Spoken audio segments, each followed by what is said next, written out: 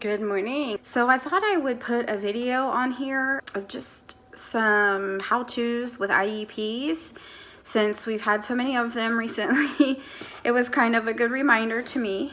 And I wanted to show you how I keep things organized going into the IEPs.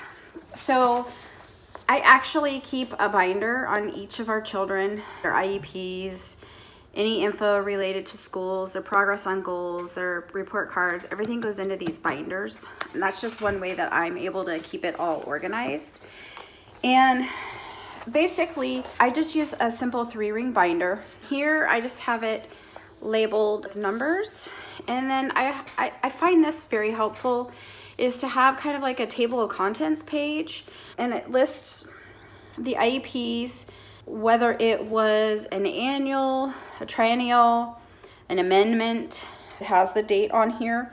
And then underneath it, I put what was decided upon, what was discussed. Maybe it was an amendment and it was just to add an OT goal. And then that way I can flip to the right one. So the meeting notices that I get from the school district go in here. Any kind of like assessment plan, that all goes in here just to keep everything in one spot.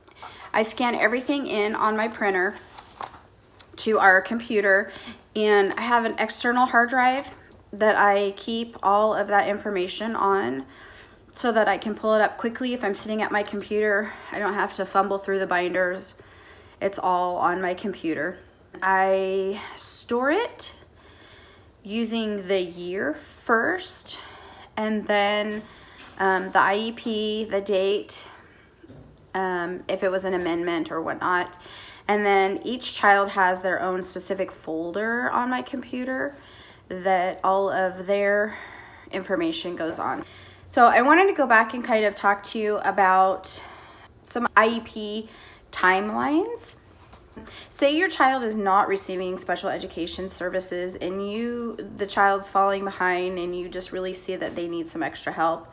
They're not learning at grade level, they're having difficulty reading, whatnot, and you want to have your child assessed. What you would do is you definitely would put that in writing. You could hand it to the classroom teacher, the school principal, anybody in the office. That letter needs to state why you want your child assessed. It would also be beneficial to put some of the difficulties, give specific instances of difficulties that you're seeing your child. Maybe your child needs stuff read out loud to them. Maybe your child's really struggling with their handwriting and they're not even able to write a full sentence because their hand fatigues, or maybe they're so wiggly and they're not sustaining attention for the amount that would be appropriate for their age. It could be in speech. It could be a number of areas. So you definitely want to put that in writing and get that to the school district. The school district then, once they receive that, they will give you what's called an assessment plan. And that assessment plan basically says the areas that they are going to assess your child in.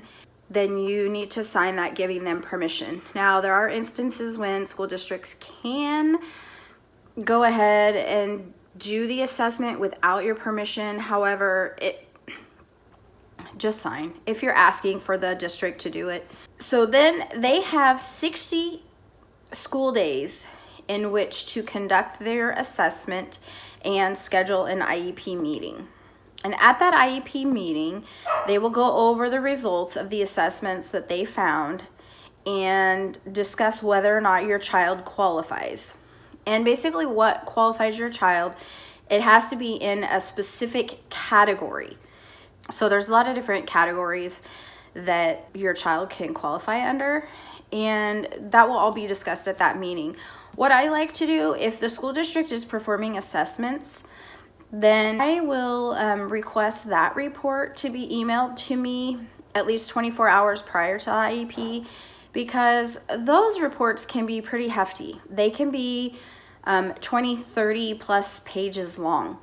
And I don't know about you, but I am the type of person, I need to read it and I need to let it kind of soak in so I can digest it. And that way I can ask questions, I can make notes, whatever, for the meeting the following day.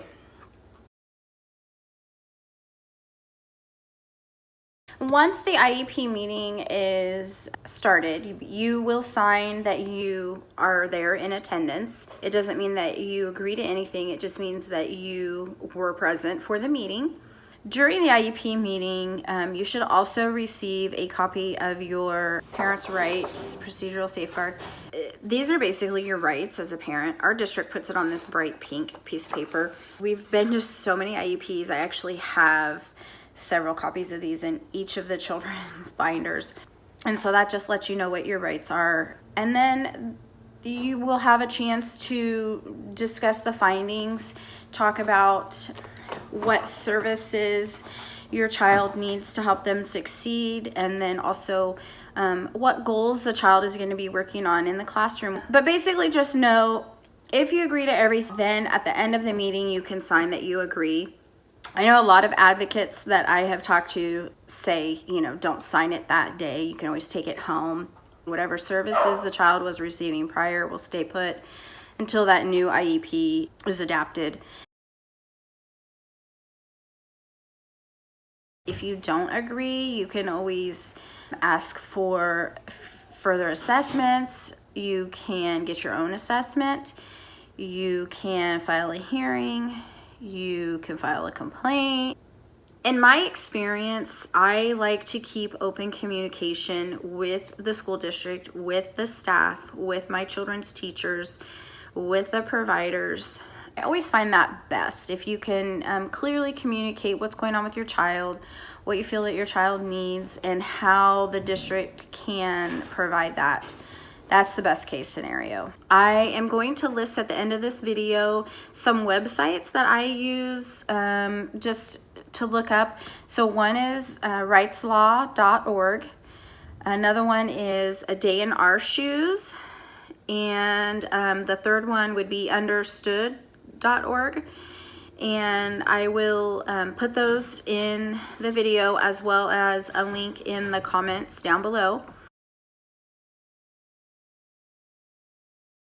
Thanks for watching. If you liked the video, make sure to click the like button or subscribe so you don't miss more videos.